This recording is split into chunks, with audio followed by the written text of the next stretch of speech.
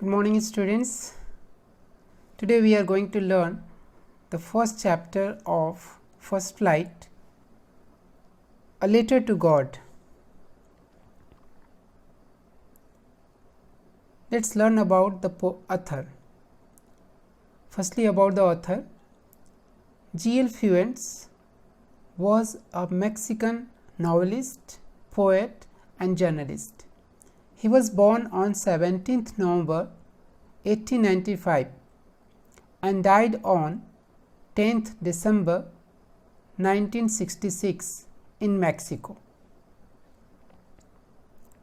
This story is about a farmer whose house is on the low hill top of a low hill. From there, he could see his field very clearly. He could see the rivers, he could see falls, he could see the nearby area very easily. On that top hill, only his house is there, it means only single house is there. He lives with his wife and children. There is another character in this story, Postmaster. Postmaster is a fat, amiable person. He is quite friendly and he is sensitive also. Let's go ahead with the summary of this lesson. With the help of mind map, we will try to understand. Lencho, who is a farmer, his house is on the top of the hill, low hill. From there, he could see easily his field, and he knows his field very intimately, very closely. He knows that what his field requires. What he feels that if there is a heavy rain, then the crop will be wonderful. He said that if not heavy, so light will also work, and he is thinking like that. Whole morning he looks in the sky and thinks that yes, if something could happen like this. He saw the huge cloud approaching. He was very happy and he told his wife that we are going to have a heavy rain. As he predicted, the next morning he was just looking everything in the sky. Again and again he was looking in the sky. The fresh air and sweet air was blowing, and very soon the raindrops started falling. So he expressed himself very happily. He goes to his wife and says that, see, that small drops are silver coins and the big ones are the gold coins. It means he says that how important these drops are, and very happy. He is very satisfied and he thanks to God, he thanks to his crops, he thanks to rain, that how everything is going to be wonderful. But the raindrops, which was dropping earlier, now it has become very fast and fast. Even then he was happy because he wanted heavy rain. But suddenly a strong wind began to blow, and along with rain, very large hailstones began to fall. Now his tension increases. He feels very bad. These hailstones were really looking like a silver coins, and his his tension was increased very much because it could spoil his field. Now he prayed to God that please it should be stopped, it should not go long, but continuous an hour, means 1 hour it continued rained with hailstone. Once it was stopped, then he went to the field along with his sons. When he saw the field, there was nothing. Everything was spoiled. Everything was spoiled. It means you can see that his crops were, that is only visual, just for symbolizing. His crops were completely spoiled, and on his field only hailstones were visible like a salt. On trees there were no leaves. He was very sad. And he expresses to his sons, he said that a plague of locust would not have finished so much. It means locust means a group of insects which attacks on the field and spoil. So he said that a group of insects also don't spoil such a way as that hailstorm is spoiled. Now nothing is left. We will be hungry whole year. How we will survive? We don't know. But in his heart, one thing was there. On that lonely place where he was living, there was a God. He had a deep faith in God that if there is no one to help him, God will help him very much. No one will die without food because God is there, God will help.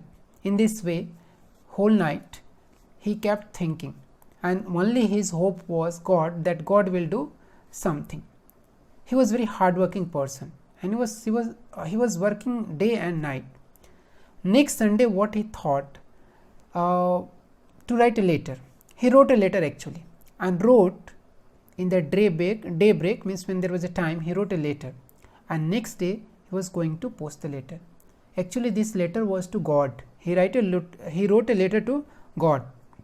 In that letter, on the envelope, he wrote to God.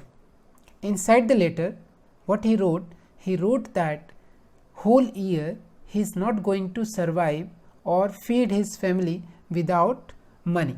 So that's why he wanted 100 peso from God, so that he could survive till the next crop grows. And that's why he demanded 100 rupees. He had a so deep faith in God that God will definitely give him money, and that's why he went to the post office and dropped the letter there. In post office, the postman who was collecting the letters, he collected the letter, and then he found that it was written on the envelope to God. So he was surprised that how he can deliver this letter to God. That's why he started laughing, and he started sharing the letter to many persons, and he went to the postmaster. He showed the letter. Postmaster also laughed, but as postmaster opened, he read the letter. Then as he was reading letter, he wrote completely about the crop, that how it was spoiled. So he read, and he thought that, oh my God, so bad with that farmer, and he felt very pity for him. But that pity was not enough for him. There was more. As he read that the Lencho demanded 100 peso, and because of that he thought something must be done. Then postmaster decided to collect the money. He collected the money from his post officials, from his friends. He forced his friends to collect the money, give the money. He contributed his own salary also, part of his own salary, and then he could collect maximum amount, that was 70 peso. Not peso. Peso means, here I'll tell you, see that.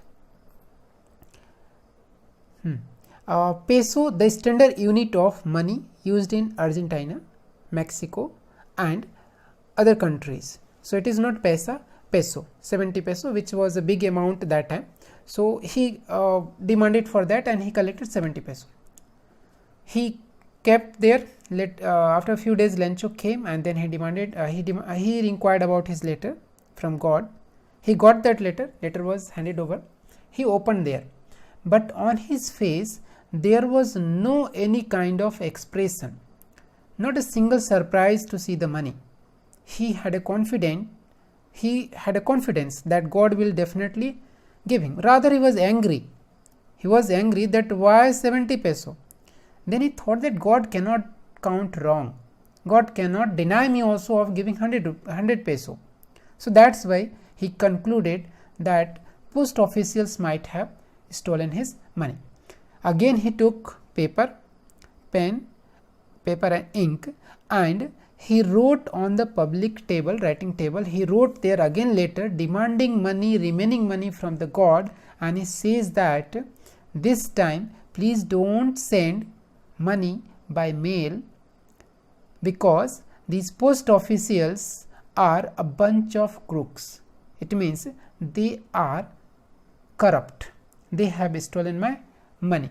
So please don't this way. So this lesson ended here. But here is two things. Postmaster thinking is different, and Lencho thinking is different. Lencho is literate, but even then he has such a blind faith in God that he thinks that God will give him money. So contradictions are here. There is a conflict in man versus man. the main message of this many messages are there, you can conclude differently, but one what I have got that one should not be so blind in faith that he cannot understand what is right or what is wrong. Theme of this lesson can be, you can make different also, man proposes and God disposes.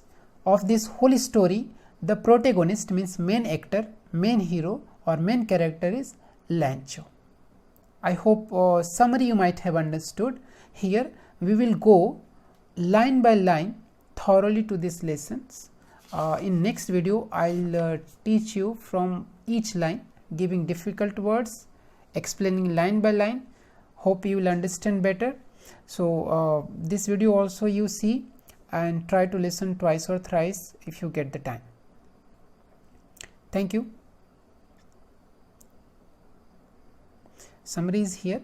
I'm just keeping on display for some time. If you want to read, you can read by pausing that one video. Thank you for the day. Have a nice day.